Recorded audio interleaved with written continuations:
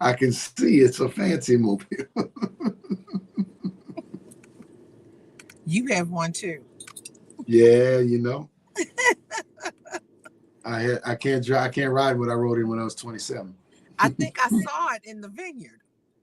Yeah, yeah, Yeah, on the steamship on the way over. Yeah. yeah. All right, one more second, y'all. We should be live. Prayerfully.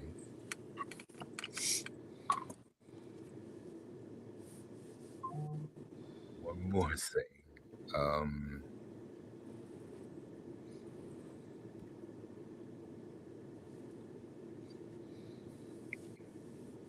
all right, we are good. I believe we are live. Ladies and gentlemen, we welcome you back here as April Ryan begins her first week um, with Dr. Chavis and Black Press USA and the NNPA, and so thankful to have her where she is.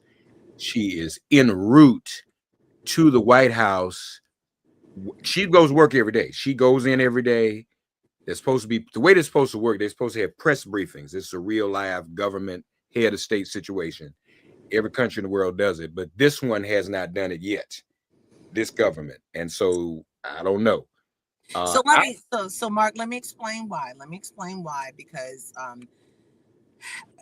just right now when you any president, especially in this moment, when the president talks and he does a lot of talking, this is the flurry of the first couple of days. He's been talking to the press, and he's been talking, and I think this is their thought that he's speaking for himself. They don't need to step on his message, but there are a lot of questions that need to be answered. And as we have a guest on here today who's challenging the president, and that's, I believe, I guess I'm going to let it out, but that's one of the questions I'm going to ask today if there is a briefing, about I want to ask them specifically, why are you walking away from DEI? Because it's not just about black and brown. It's also about those with disabilities. It's also about women as well. Why are you walking away from DEI? Why is it such a third rail for you? And then what do you think about the fact that National Urban League has put the spotlight on this? What do you think about the fact that Reverend Al Sharpton is talking about boycotting all the organizations, all the agencies, and all the Businesses. public sector businesses, yes, that have uh, pulled away from DEI, like McDonald's, number one, a place where a lot of black folks went, maybe still frequent. Um, but as for me in my house, I am a black woman, and I'm supporting those. Like I told you, Mark, I'm moving to fan. I'm moving to fan base now because it feels like the algorithms are changing on different spaces. So, but that's going to be my question today. If I get a chance to ask a question, if there I is a think brief, uh, I think it's also important say your name and to title, ask. sir. Yeah, we didn't introduce you first. I'm I sorry, know, Mark. I know. The president, the illustrious president of the National Urban League, former mayor of New Orleans, and as far as I'm concerned, one of the most well versed um, individuals when it comes to the Yeah. relationship between accountability in government and economics that impacts our communities, public Yes. and private sector. This is our go-to brother, Marc Morial. All right, The brother. Thank you. Hey, economics of it Mark. all. Thank you, Mark, and thank you, April. And look, congratulations to Ben Chavis for bringing you in, April. You've been our voice in the press room, in the White House press corps for a long time. It's deeply appreciated and much needed. I think it's important to also ask, why are you distorting the situation by suggesting that those who've got an opportunity because of civil rights and DE&I lack merit? Mhm. That's the heart of the matter. You're suggesting, and this is an old 1970s argument, goes all the way back to school integration and civil rights, that you're creating a pathway for less than qualified. Why are you distorting it? There are many, many people, uh, like your former HUD secretary, Ben Carson, right? Who, because of economic opportunity and civil rights, had an opportunity. He was qualified, but the doors to the schools he attended were not open Right. to blacks before the civil rights movement. How about him, right? Now he may say, I'm not a beneficiary of DE&I, but the fact of the matter is he was a benefit of civil rights. We have to turn this false argument about lack of merit, on its terms. I've used myself as an example, right? Growing up in the South, growing up in a segregated hospital, in a segregated city that saw the Civil Rights Act passed when I was a little boy, got a chance to go to some incredible schools when everyone in my family had basically been an HBCU grad for the most part. And my mother said, you're going to these schools. And why are we going? Because we fought to get the door open. That's why you're going. And without people fighting to get the door open, I would not have had that opportunity, nor would many, many, many, many of my generation and subsequent generations. We have to turn this argument about merit. We have to expose it as for what it is. It is a distortion, and it is just another in a series of big lies to advance a divisive agenda. So, Mr. Morial, I want to give an example of merit, a current day example, Mark, if I will. Mm-hmm. Think about this. Pete Hegseth. Oh, my God. Wait a minute. Pete Hegseth, who is up for what? Secretary of Defense. There's now testimony, and there are reports that Pete Hegseth has been alleged to have been so drunk he's been passed out. There's so many different things that are going on. I mean, he was in the military, but he's never held that kind of ranking that will put him in the space to be head of the Department of Defense.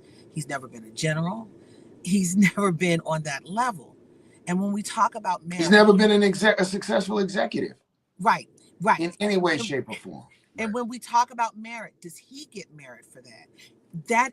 That's where the hypocrisy comes in. And let's talk about it's whether you like Kamala Harris or not. It's not about her politics. We talk about merit.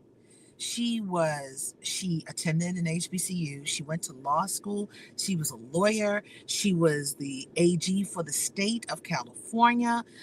She ran for U.S. Senate. Now just with that alone, she was in the legislative and the judicial branches of government, two parts of the three-tier system of government.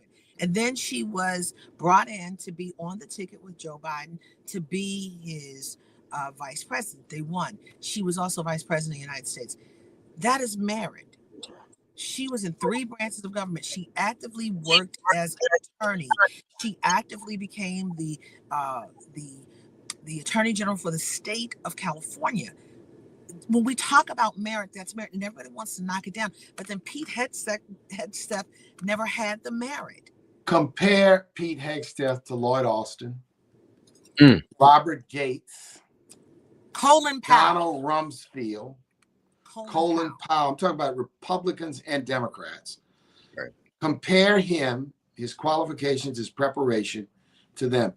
April, way back, and they've talked a little bit about this, John Tower was a U.S. Senator from Texas, was nominated by George Bush, the father, to become Defense Secretary. Now, he was a colleague of theirs in the Senate. He was not confirmed because of his drinking problem. Right. There was once a point in time where a person with Pete Hegseth's, quote, issues would never get close to any position of trust, high-level management, and high-level stress. I mean, you're using the correct word, contradiction and hypocrisy, in terms of who he is and what he represents. You think if Pete Hegseth were a black man or a woman, he'd be anywhere near this job. Same profile, anywhere near this job. And another thing, I'm from Baltimore. I don't live in Baltimore City proper, but I'm in the area. They called the current mayor, Brandon Scott of Baltimore, DEI hire. He was a city councilman prior to. We talk about merit.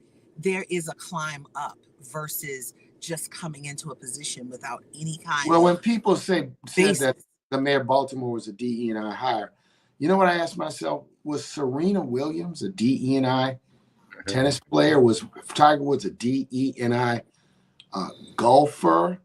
Is LeBron James a DENI? Michael Jordan a DENI basketball star? Okay, how are you using this word? How are you using this terminology? Look, stop smearing people's reputation. Stop smearing. This is a smear campaign. This is a campaign of distortion. And this is a campaign that's trying to repeal the last 70 years of progress since Brown v. Board 54, the Civil Rights Act 64, the Voting Rights Act 65, et cetera, et cetera, et cetera. The progress we've made as a country isn't what we like it to be, but we're far way away from where we used to be. And we got to really help everyone understand that this movement is a movement to turn the hands of time backwards. Oh, yes. That's why we have to resist it. It reminds me in history of the massive resistance opposition to the Brown decision, which was massive. You had the Southern Manifesto. You had the secret compact among the Southern senators to never, ever, ever, ever, ever vote for civil rights. I mean, you had a obstinance that was so bad that in my home state, they closed the schools in an effort to try to avoid integrating the schools. It was so bad that the district court judge, Skelly Wright, had to be transferred to the District of Columbia Circuit Court of Appeals because his life was threatened because he continues to sign orders striking down segregation in schools. Are we returning to that era in America? And we need to be reminded of how ugly that era was, how divisive that era was, but also how strong advocacy from many helped to bend that arc. The movement that Dr. King was a part of and so many others were a part of at the local level. So I just feel like it's so good to have you in that White House press room, April, asking questions that others are uncomfortable or afraid to ask. And I appreciate your forthrightness in doing it. Those questions have to be asked, and we have to have these discussions. Well, the reason why I'm asking it is because one, and let's be clear, I'm not in the pocket of anyone, but the people who we focus on, our listeners, our readers, right, Mark, are people who look like us. Donald Trump came up with these executive orders about DEI. And now you, as a civil rights leader who focuses on the economics of it all, this is a story right here. Now, the next piece, are you asking the Trump administration for a meeting on this? You know, we are going to discuss amongst our coalition whether we ask and whom we ask for a meeting, because this is the thing, April. You know, I am always open to dialogue that is real and meaningful. What I'm not going to participate is in a performative engagement. What I'm not going to engage in, because I've been around too long, is something such as what happened at the National Association of Black Journalists, where someone can basically insult us publicly because, we're not, and we would never be silent. But if you want to have a real conversation about the future of the country, I don't think anyone in the civil rights community is opposed to that. But we're not into show meetings, performative meetings. If you remember what happened to the Black college presidents, how they were promised a meeting, they went in, it was turned into a photo op, and they ended up meeting with the Secretary of Education, and they announced money that they already had. Right, and then Steve Bannon came back to them telling them, oh, well, this money that you want is unconstitutional. And then Congress gave them more. So it was kind of, Donald Trump said, I'm going to give you this, and I'm going to give you that. Yeah. I mean, Steve Bannon said a lot of things that, you got non-lawyers opinionating on the Constitution. It's just a lot of it in today. It's just a whole lot of empty rhetoric. But I mean, Yeah. the point I'm making is if there's a chance for a meaningful dialogue on the issues that impact the nation, no one is opposed to that. But no performance artistry, no meetings that turn into shouting matches and insults. No. Look, we dealt with President Biden, President Obama, President George H.W. Bush, President George W. Bush, President Clinton, as a civil rights community, and during the times that I served as mayor of New Orleans and president of the Conference of Mayors, Right. we dealt with all of these leaders. All those meetings were not always friendly meetings. Some of them were tough conversations, even with some presidents we were aligned with, but they were dialogue about what's best for America. Civil rights and those of us who do this work, we have no hidden agendas. We have a simple agenda, and that is, access, equality, and justice for our communities, right? Our communities want a better life. Our communities want and believe that our government has an obligation to all people, particularly to those that are vulnerable. So that's the spirit with which we're going to proceed. And again, a meeting, we've never been opposed to a meeting, but it's got to be real. But what constitutes real for you? And also, who are your coalition partners, if you can? Well, we had a broad coalition at the National Press Club yesterday. We had many people who Janae Nelson and Damon Hewitt. We had Latino leaders like Brenda Castillo and Juan Perano. We had representatives of both the Jewish American and Arab American communities. We had the leader of Common Cause in the room. We had several people like Reverend Al and Janet Murguia who were there in spirit, but because of travel obligations couldn't be with us. So we have a broad coalition of African American, Latino, Asian American, LGBTQ. Kelly Robinson was there with us as well. And that coalition is going to grow. We want to demonstrate that the issues we talk about are about Black America, but not simply and only exclusively about Black America. That is the way I think today we have to demonstrate the power of all communities in favor of these American values. Yeah. So diversity roundtable yesterday, in fact, is what happened.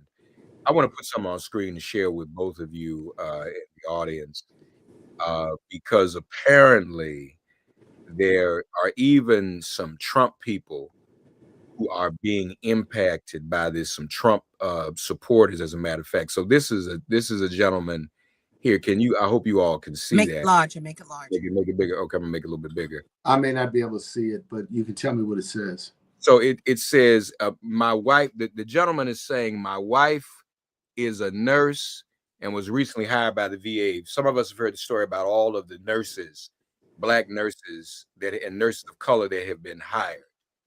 And all of that has been rescinded. His wife was recently hired by the VA. Our home is packed up. We have a new home, spent thousands to move our family from Fort Worth to Waco. Following Trump's hiring freeze, executive order, Virginia rescinded her job offer. My wife's in tears. And then he says, we are all, this is an African American. We are all huge Trump supporters. And I know that this was an unintended consequence. Now, I think that's a little naive on the person who wrote this on his part. But these are the consequences of dealing with someone like Donald Trump. I mean, who will do the nursing? Right. Who will do the nursing? I mean, in effect, he's sanctioning under the guise of DEI. They're sanctioning basically discrimination. Employment discrimination. We won't hire these nurses. We won't hire these Black nurses. And civil rights commission is gone. And who will do the nursing? I mean, you're dealing with some realities here, guys, around what the workforce in America looks like. If you look at the under 40 workforce in America, it is half white and half non-white. If you look at the under 40 workforce in America, it's more women than it is men, right? So when you start excluding people from those opportunities, who will do the work? But here's the thing though, and what's with the irony, what Mark just read a minute ago, he said, and we supported him. You know, is there a section? I mean, and I want you to answer me this, please. Is there a section of the Black community that really feels that because I supported him, I'm exempt from everything that he does to all the other Black Well, people? this is one of the problems, April, and that is when our politics becomes transactional. People begin to think about it only in terms of what someone can or will do for me.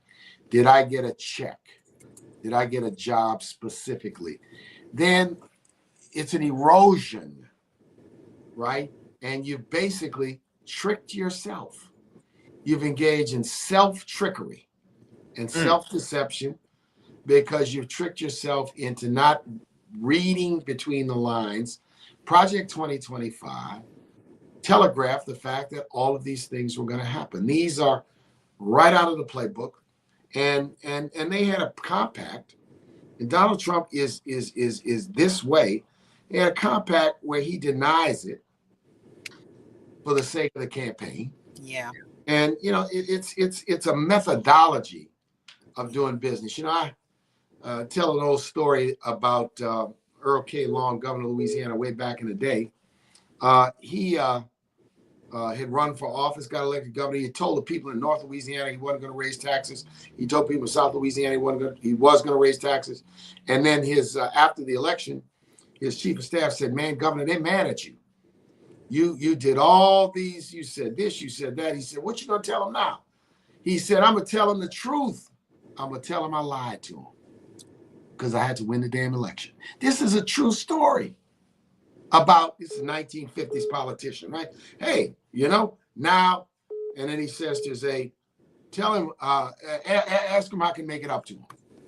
I'll make it up to him. He said, but had to win. So I told some lies. And, you know, truth as a value proposition, right? In American leadership seems to be a corrosive and an eroding value. Yeah. So here's the truth. DEI, you call it, but DEI is gone in McDonald's. DEI is gone in the Department of Defense. DEI is gone, if it was ever really there, in Walmart.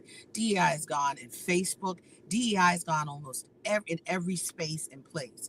What are you asking average Americans to do? I mean, we have places like Chick-fil-A, Chick-fil-A that supports Donald Trump. And there are a lot of Black workers in many urban cities. So let me level set, because I did have a conversation with McDonald's who stressed, and I can't speak for the company, they have to speak for themselves. So this is news. This is breaking news. Go ahead. That they remain committed to inclusion, and they did make changes to their program. And I'm learning more about what changes they made. But here's my message to them and to many. I said, we have to judge you on your results.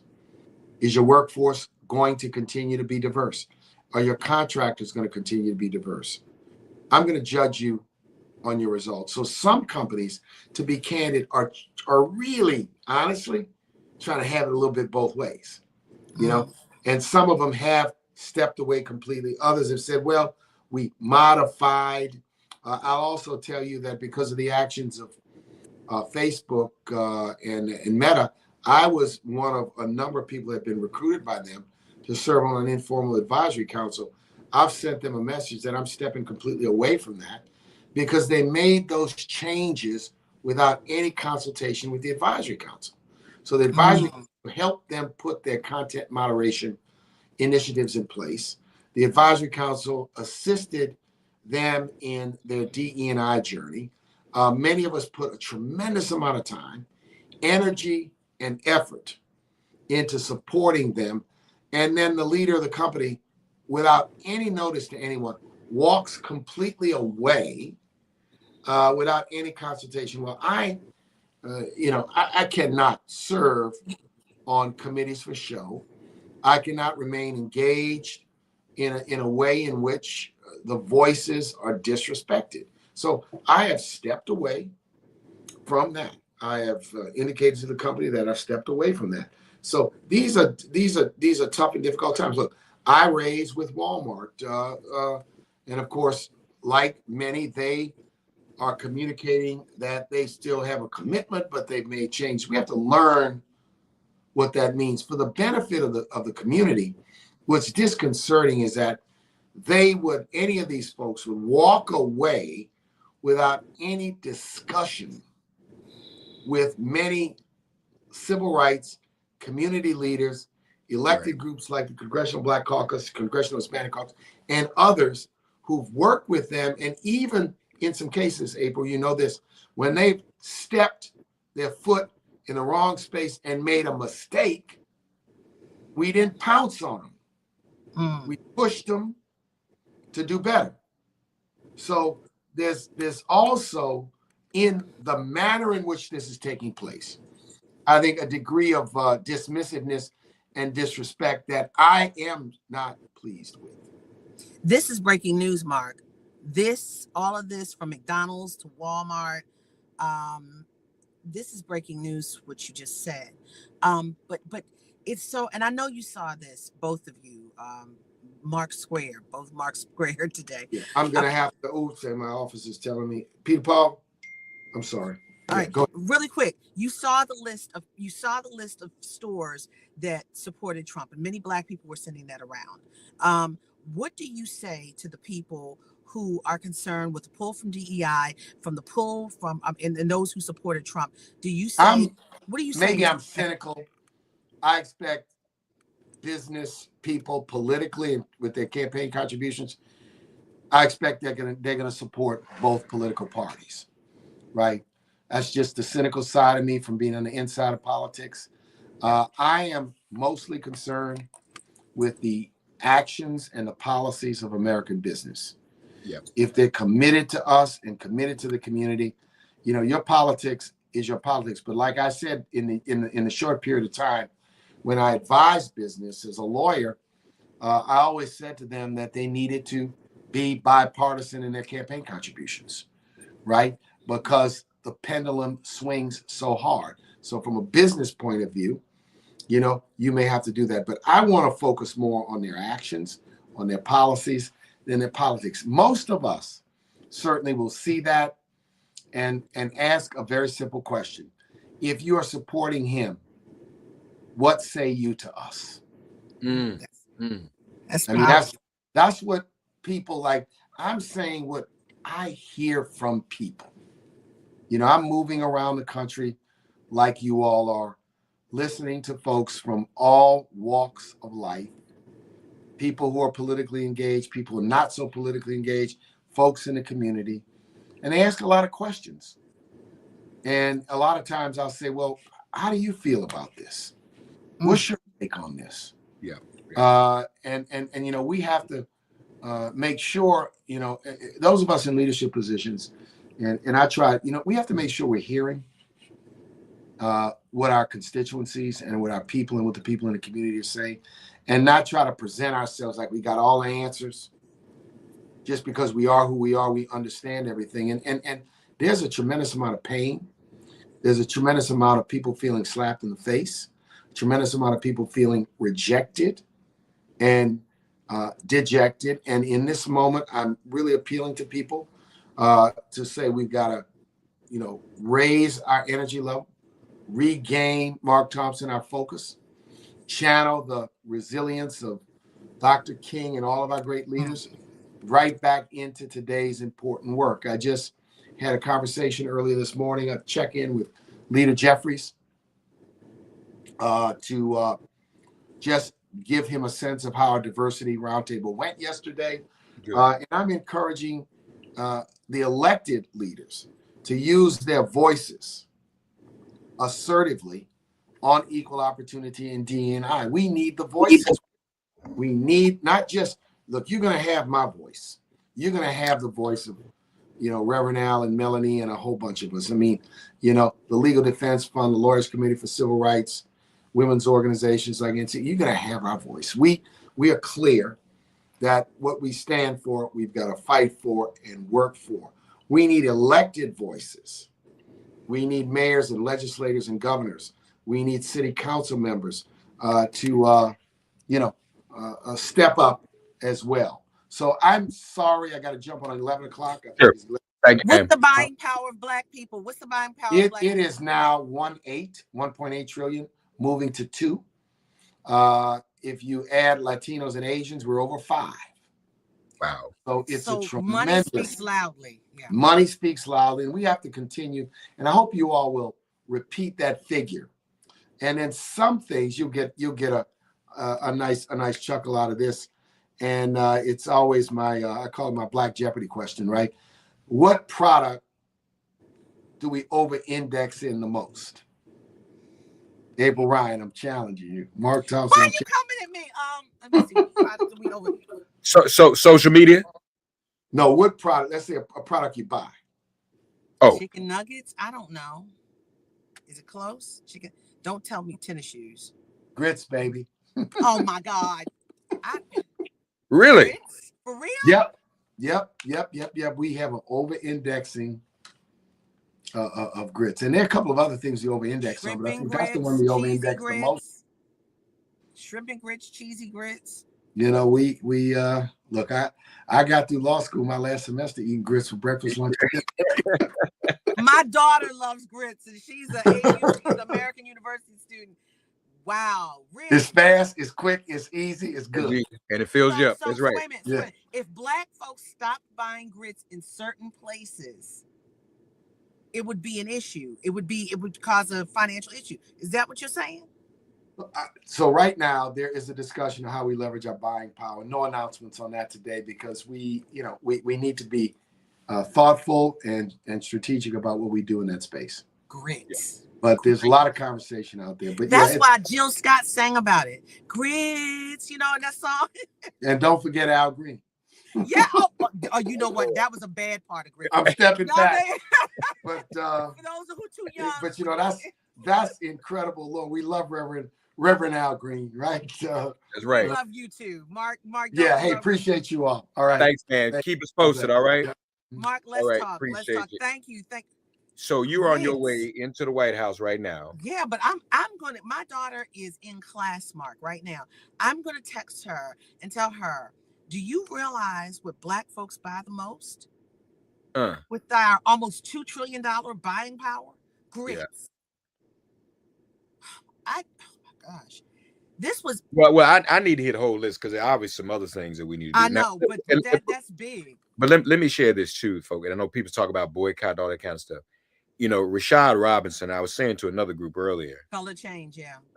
Boycotts don't really work anymore because what the companies do, they check their bottom line to see whether there's any change, and there rarely is. But what worked to get the advertisers off of Fox News and off of Rush Limbaugh was associating these advertisers' brands with hate speech and discrimination. That's the one thing that these companies don't want. They don't want brand embarrassment. You can't recover from that. That's almost brand embarrassment. Say that again. You don't want brand embarrassment. And that's almost it's untangible enough to be threatened. So they can look and see, well, how many people actually didn't buy grits this month? Right. And if we seriously ain't buying grits, if we're not doing it seriously enough, it doesn't matter. Mark, but I hear you. But this is a new day. We have never seen it this harsh in this modern day. We've never seen it come at us this harshly. So what I'm saying is when during the campaigning for president, there were lists going around of people who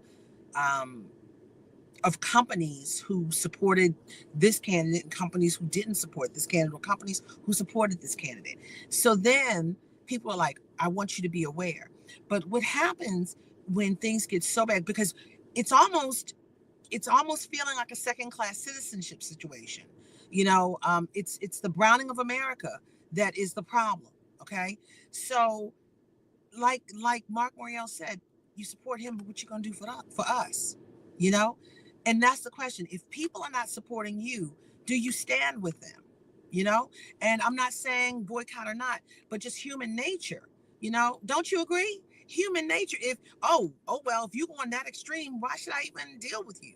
Do you Well, agree with me? again, I'm just talking about a strategy that has worked in the Mhm. recent past, and we Mhm. got to do things that work. I mean, over the years, we've talked boycotts before, but that's not a very easy thing to do. If people are of that mind today and are willing to be that disciplined, okay, we need real organization and mobilization to make that happen. I'm not saying If one way or not, the other. but Let me what I'm be clear. saying is the Yeah. companies reacted to Mhm. attacks on the brand.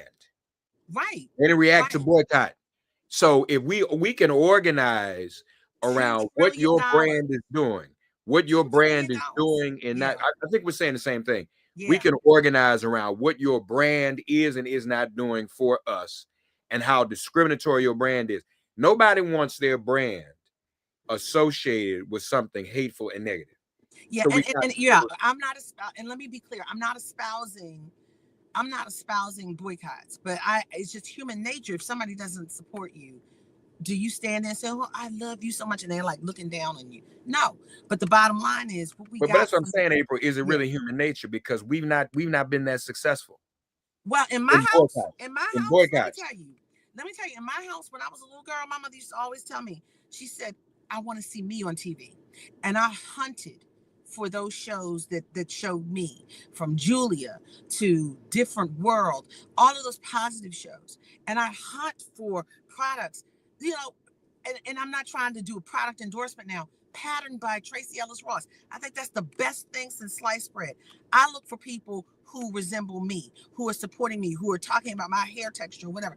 I look for stores that support me and understand my cooking habits or what have you, and understand my kids. You know, my kids want to go to certain places and they're not supporting us. I'm like, do you want to put your money there?